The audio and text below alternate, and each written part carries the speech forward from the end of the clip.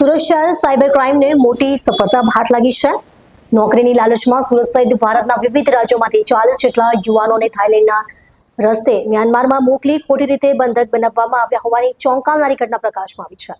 Surat cyber crime શાખાએ સમગ્ર રેકેટનો પર્દાફાશ કર્યો છે, જેમાં પાકિસ્તાનના એજન્ટ સહિત કુલ 12 લોકોની સંડોવણી સામે આવી છે। સુરત સહિત અનેક રાજ્યોના 40 યુવાનો મ્યાનમારમાં બંધક સાયબર સ્લેવરીના આંતરરાષ્ટ્રીય કૌભાંડ ફૂટ્યો છે। આ રેકેટ ખૂબ જ શાतिर રીતે કામ કરતો હતો। આરોપીઓ નોકરીની તલાશમાં રહેલા યુવકોને લાલચ આપી થાઇલેન્ડ મોકલતા, ત્યાંથી ગેરકાયદેસર રીતે મ્યાનમારમાં બોર્ડર પાર કરાવી દેતા અને ત્યારબાદ તેઓને ચાઇનીઝ ગેંગના હવાલે કરી દેતા।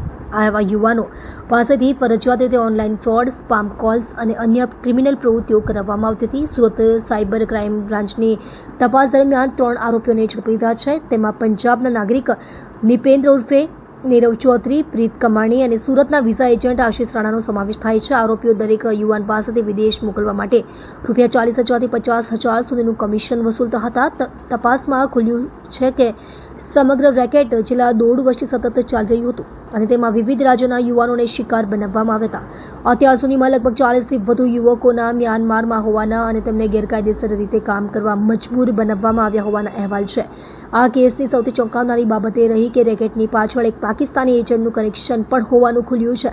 હાલમાં પોલીસે 12 લોકોની વિરુદ્ધ તપાસ શરૂ કરી છે અને વધુ ધરપકડની સંભાવના છે। સુરત ક્રાઇમ બ્રાન્ચે નોકરીના બહાને વિદેશ મોકલવાની લાલચમાં આવનાર યુવાઓને સાવધાન રહેવા અપીલ કરી છે। કોઈ પણ વિઝા એજન્ટ કે સંસ્થા પાસેથી યોગ્ય દસ્તાવેજો વગર વિદેશ જવાની તૈયારી ન કરવા અપીલ કરવામાં આવી છે। સરની સૂચના મુજબ સાયબર ક્રાઇમ અટકાવવા માટે અમે લોકોએ પ્રોએક્ટિવ પોલીસિંગ અને જે સાયબર ક્રાઇમની રેકેટ ઘણા સમયથી ચાલી રહ્યું છે એમનો પર્દાફાશ કરવા માટે કાર્યરત છીએ અને આ કામગીરી હાથ ધરવામાં આવી હતી। એના દરમિયાન અમારી ટીમને ખાનગી રહે બાતમી મળી કે ચંદીગઢમાં એવા માણસો છે જે ભારતના જુદા જુદા રાજ્યથી કેટલાક માણસોને સાયબર ક્રાઇમ આચરવા માટે જે ચાઇનીઝ કંપનીઓ કાર્યરત છે મ્યાનમારમાં કે કંબોડિયામાં, એવા કંપનીઓમાં એ લોકોએ માણસોને જોબની લાલચ આપી ત્યાં મોકલે છે અને એ મોકલવા માટે એમને ચાઇનીઝ કંપનીઓ દ્વારા કમિશન આપવામાં આવે છે।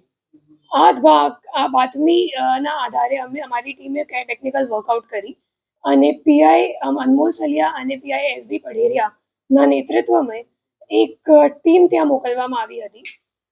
એ ટીમને ત્યાં 2 આરોપીઓને ધરપકડ કરી। એમનું નામ છે, પહેલાનું નામ છે નિપેન્દ્ર ચૌધરી અને બીજા આરોપીનું નામ છે પ્રીત કમાની।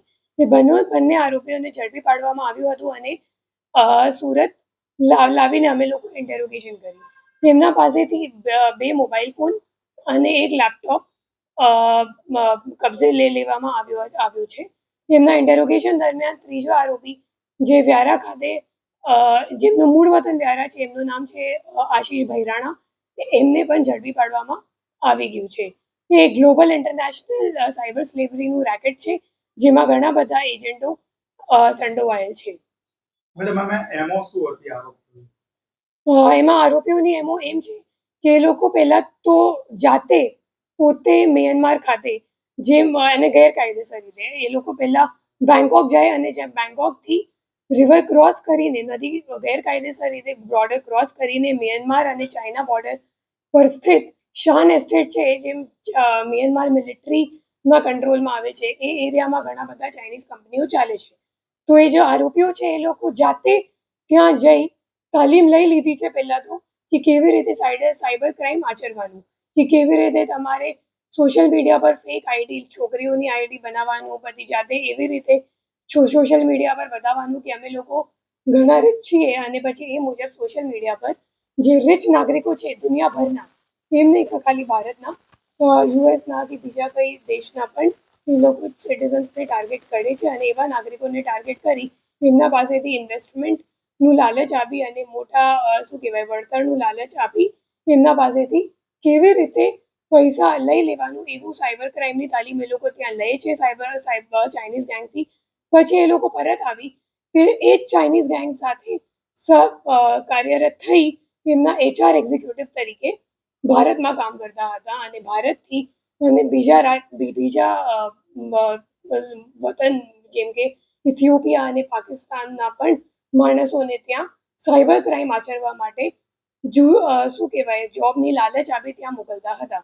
અને આ કરવા માટે એ લોકો શું કરે કે ફેસબુક કે ઇન્સ્ટાગ્રામમાં ફેક પેજો બનાવે કે તમે અગર અમે લોકોને જાણ કરો કે તમે અગર જોબની જરૂરિયાત હોય તો તમે કોલ કરો તો અમે લોકો તમને વધારે સેલેરી આપીએ અને એવા કંપનીમાં તમને જોબ અપાવીશું એમ કહીને એ લોકો ટ્રેપ કરે છે જે ઇનોસેન્ટ નાગરિક છે એને, અને પછી એમને જૂઠ કહીને છેતરપિંડી કરીને એમને ત્યાં બેંકોક ખાતે મોકલવામાં આવે છે. પછી બેંકોકથી ચાઇનીઝ ગેંગ એ લોકોનો કબજો લઈ લે અને પછી એમને ગેરકાયદેસર રીતે નદી ક્રોસ કરાવીને મ્યાનમાર ખાતે આવી કંપનીઓમાં પ્લેસમેન્ટ કરવામાં આવે છે.